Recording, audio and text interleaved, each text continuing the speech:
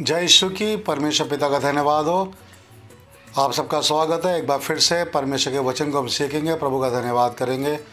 और आज मैं आपको एक विशेष विषय के ऊपर बात करूंगा। उत्पत्ति उसका 6 अध्याय और दूसरे पद में यहाँ पर इस प्रकार लिखा हुआ है, तब परमेश्वर के पुत्रों ने मनुष्य की पुत्रियों को देखा कि वे सुंदर हैं, सो उन्होंने जिस जिस को चाहा उनसे ब्याह कर लिया। परमेश्वर का वचन यहाँ पर हम जानते हैं कि उत्पत्ति की पुस्तक मूसा नबी ने लिखी है और उसने जो कुछ भी परमेश्वर से उसे मिला, रेवलेशन, प्रकाशन, उसने इस पुस्तक में लिखा है। परमेश्वर के दास ने, परमेश्वर के नबी ने, हम जानते हैं। और इस प्रकार लिखा हुआ है कि परमेश्वर के पुत्रों ने मनुष्य की पुत्री को देखा। तो यहाँ पर आज हम स्टडी करेंगे, सीखेंगे कि परमेश्वर के पुत्र कौन हैं। परमेश्वर के पुत्रों के विषय में चर्चा की गई है और ये बहुवचन है कि परमेश्वर के पुत्रों, एक वचन नहीं है, परंतु बहुत सारे पुत्रों के विषय में यहाँ बात की गई है। और उन्होंने क्या किया, मनुष्य की पुत्रियों को देखा।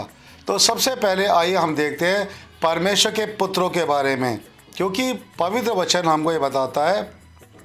इसके चौथे पद में इस प्रकार लिखा हुआ है, उन दिनों में पृथ्वी पर दानव रहते थे और इसके पश्चात जब परमेश्वर के पुत्र मनुष्य की पुत्रियों के पास गए, तब उनके द्वारा जो संतान उत्पन्न हुए वे पुत्र शूरवीर होते थे, जिनकी कीर्ति प्राचीन काल से प्रचलित है।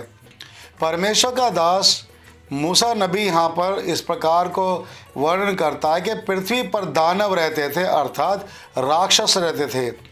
और फिर परमेश्वर का दास यहाँ पर परमेश्वर का नबी ये बताता है कि किस प्रकार से शूरवीर पैदा हुए और जिनकी कीर्ति, जिनकी प्रसिद्धि प्राचीन काल से है, उनका जन्म कैसे हुआ। तो यहाँ पर लिखा हुआ है कि परमेश्वर के पुत्रों ने मनुष्य की पुत्रियों को जो विवाह किया था, उनसे जो बच्चे पैदा हुए वो इतने शूरवीर थे कि उनकी बहुत ही बड़ी प्रसिद्धि थी और वो बहुत ताकतवर थे।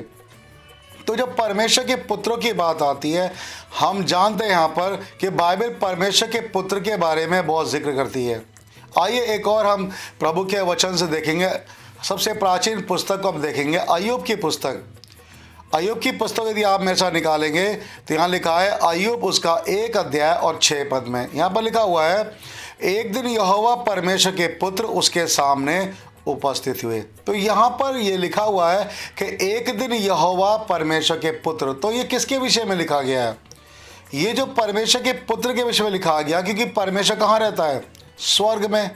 परमेश्वर के पुत्र जिन्हें कहा गया है वो कहाँ है? स्वर्ग में, जिनके बारे में वर्णन किया गया। और हम जानते हैं ये जो परमेश्वर के पुत्र का संबोधन है, ये स्वर्गदूतों के लिए किया गया है, क्योंकि परमेश्वर ने इससे पहले कि इंसान को बनाया, इससे पहले कि धरती आकाश को बनाया, परमेश्वर ने स्वर्ग की रचना की और स्वर्गदूतों को बनाया। इब्रानियों की पुस्तक और उसका 1 अध्याय और 10 पद में लिखा है, और यह कि हे प्रभु, आदि में तूने पृथ्वी की नींव डाली और स्वर्ग तेरे हाथों की कारीगरी है। देखिए, स्वर्ग तेरे हाथों की कारीगरी है। और हम जानते हैं स्वर्ग में परमेश्वर रहता है, तो जहाँ परमेश्वर रहता है वहाँ उसके पुत्र अर्थात स्वर्गदूत निवास करते हैं। और इसीलिए ये जो वर्णन किया गया है कि परमेश्वर के पुत्र उपस्थित हुए, तो ये स्वर्गदूतों के लिए, और केवल एक ही बार नहीं, परंतु दूसरे अध्याय में देखेंगे अय्यूब के उसके 1 पद में भी सेम यही आयत लिखी है कि परमेश्वर यहोवा के पुत्र उपस्थित हुए और उनके बीच में शैतान भी आया। तो हम यह जानते हैं उत्पत्ति उसका 6 अध्याय में लिखा हुआ कि परमेश्वर के पुत्रों ने। तो यहाँ पर जो जिक्र किया गया, ये परमेश्वर पुत्र कौन है? ये परमेश्वर के पुत्र स्वर्गदूत है, जिन्होंने अपने पद को स्थिर ना रखा, परंतु परमेश्वर ने उनको स्वर्ग से गिरा दिया गया, वो स्वर्ग से निकाले गए। हम जानते हैं कि शैतान भी एक स्वर्गदूत है, उसको भी स्वर्ग से निकाला गया। और इसीलिए उन स्वर्गदूतों ने क्या किया? मनुष्य की पुत्रियों को देखा। यदि आप देखेंगे परमेश्वर वचन हमको बताता है, यहूदा की पत्री उसका 1 अध्याय और 6 पद में, फिर जो स्वर्गदूतों ने अपने पद को स्थिर ना रखा। देखिए यहाँ पे साफ लिखा हुआ है कि जिन स्वर्गदूतों ने अपने पद को स्थिर ना रखा वरन अपने निज निवास को छोड़ दिया, जिन स्वर्गदूतों ने निज निवास, कौन सा उनका? स्वर्गदूतों का निज निवास है स्वर्ग। और जब उन्होंने पाप किया, परमेश्वर के विरुद्ध चले, शैतान ने पाप किया, परमेश्वर ने उन सब को स्वर्ग से निकाल दिया, उन्हें गिरा दिया। और हम जानते हैं इसीलिए परमेश्वर ने उनको वहाँ से हमेशा के लिए बेदखल कर दिया। तो जिन्होंने अपने पद को स्थिर न रखा और निज निवास को छोड़ दिया, वचन में लिखा कि परमेश्वर ने क्या किया? उन स्वर्गदूतों को भीषण दिन के न्याय के लिए अंधकार में, अंधकार में जो सदा काल के लिए है, बंधनों में रखा है। तो वो जो स्वर्गदूत हैं वो कई तरह के होते थे, जिसमें हम बाइबल में मिकाएल स्वर्गदूत जो प्रधान स्वर्गदूत है उसके बारे में जिक्र हम पाते हैं बाइबल के अंदर, और हम जिब्राइल स्वर्गदूत के बारे में पाते हैं, और हम बहुत सारे स्वर्गदूतों के बारे में पाते हैं कि परमेश्वर ने उन स्वर्गदूतों को धरती पे भेजा और उन्होंने काम किए। पर यहाँ पर जो स्वर्गदूत हैं, ये कौन से स्वर्गदूत हैं? ये वो स्वर्गदूत है जिन्होंने परमेश्वर के निज निवास को छोड़ा और मनुष्य की पुत्रियों से ब्याह किया, जो कि अनुचित था, क्योंकि मनुष्य की पुत्रियों से मनुष्य के पुत्र ही विवाह कर सकते थे। परमेश्वर ने आदम को बनाया, हवा को बनाया और नर और नारी करके उनकी सृष्टि की और उनको आशीष दी, फूलो फलो और संसार में भर जाओ। पर यहाँ पर उत्पत्ति हम देख सकते हैं 6 अध्याय के अंदर, यहाँ पर कुछ और ही बात हो गई थी। परमेश्वर के पुत्रों ने अर्थात स्वर्गदूतों ने मनुष्य पुत्रियों को ब्याह किया, जो कि उनके लिए अनुचित था और वो विवाह नहीं कर सकते थे। वो स्वर्गीय प्राणी है और मनुष्य शारीरिक प्राणी है, इसलिए दोनों में कोई मेल नहीं है, परंतु उन्होंने अनुचित काम किया और ये अनुचित काम परमेश्वर की दृष्टि में व्यभिचार कहलाया, एडल्ट्री कहलाया। देखिए यहूदा की पत्री में क्या लिखा है इसके 7 पद में, जिस रीति से सदोम और अमोरा और उनके आसपास के नगर जो इनकी नाई व्यभिचारी हो गए थे। देखिए उन स्वर्गदूतों के बारे में जिनको अंधकार के बंधन में लिखा है, यहाँ पर ये तुलना की गई है कि जैसे सदोम और अमोरा उनको दंड दिया गया, स्वर्ग से आग गिरी, उनको नाश किया गया, उसी प्रकार उनको दंड क्यों दिया गया मालूम है? क्योंकि लिखा वो भी इनके समान व्यभिचारी हो गए थे। किनके समान? इन स्वर्गदूतों के समान। तो उन स्वर्गदूतों को जिन्होंने पद को स्थिर ना रखा, निज निवास छोड़ दिया, उन्हें बंधन में रखा, तो उनका कसूर क्या था, उनका पाप क्या था कि वो व्यभिचारी हो गए थे, यहाँ पे लिखा है।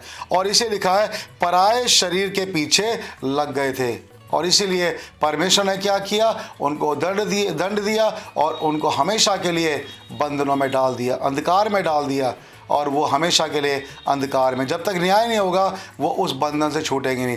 और यही कारण है परमेश्वर ने पूरी दुनिया को महाजल प्रलय भेजकर नाश किया। और हम जानते हैं महाजल प्रलय में जितने भी शूरवीर थे, जितने भी राक्षस थे, जितने भी जो बच्चे पैदा हुए थे परमेश्वर के पुत्रों के द्वारा, वो सब उस जल प्रलय में डूब के मर गए। जिनमें भी जीवन था सब नाश हो गए। केवल परमेश्वर का जो नबी नूह था उसका परिवार और वो बचे, 8 प्राणी बचे, बाकी सब इस दुनिया से समाप्त हो गए। तो जिन स्वर्गदूतों ने ये पाप किया था, व्यभिचार किया था, उनको परमेश्वर ने बंधनों में डाल दिया, अंधकार में डाल दिया, कैद कर दिया। और उसके बाद फिर नूह से, जो नूह नबी है, उसके बाद दुनिया की फिर से शुरुआत हुई है। और हम जानते हैं उसके बाद फिर कभी भी बाइबल में ऐसा जिक्र नहीं आया कि फिर परमेश्वर के पुत्रों ने मनुष्य की पुत्री को देखा और विवाह किया और बच्चे पैदा किए। उसके बाद से ये जिक्र तो आया कि उसी प्रकार राक्षस तो थे, अनाक वंशी थे, नफिलीम थे और रपाई वंशी थे, लेकिन उनके विषय में ऐसा कहीं नहीं लिखा कि वो परमेश्वर के पुत्रों के द्वारा और मनुष्य की पुत्री के द्वारा, विवाह के द्वारा पैदा हुए थे। और लंबे चौड़े होते थे, वो बहुत शूरवीर होते थे, बहुत ताकतवर होते थे, लेकिन परमेश्वर की सामर्थ से परमेश्वर के नबियों ने, यहोशू ने, हम जानते हैं, और दाऊद नबी ने उनको नाश किया, उनको मार दिया, उन पर जय पाई, तो परमेश्वर को सामर्थ दी। लेकिन उत्पत्ति 6 अध्याय में जो लिखा गया है, उनसे जो बच्चे पैदा हुए थे वो इतने शूरवीर थे कि उनकी तुलना, वो बहुत सामर्थ्य होते थे, और इसलिए परमेश्वर ने ही उनको नाश किया। तो हम जानते हैं क्योंकि प्रभु यीशु मसीह के लिए भविष्यवाणी की गई थी कि प्रभु यीशु मसीह आएगा और उद्धार करेगा। आदम के साथ परमेश्वर ने वाचा बांधी थी, इस स्त्री से कहा था कि मैं तेरे वंश में से, और इस शैतान से कहा था तेरे वंश के बीच में बैर उत्पन्न करूँगा। और देखिए परमेश्वर ने इसीलिए इस मनुष्य की पीढ़ी को बनाए रखा ताकि प्रभु यीशु मसीह का जन्म हो, जो स्त्री से जन्मा। तो यहाँ पर हम देख सकते हैं कि परमेश्वर के पुत्र कौन है। परमेश्वर के पुत्र वो स्वर्गदूत हैं जो स्वर्ग से गिराए गए। परमेश्वर इन वचनों के द्वारा आपको आशीष दे।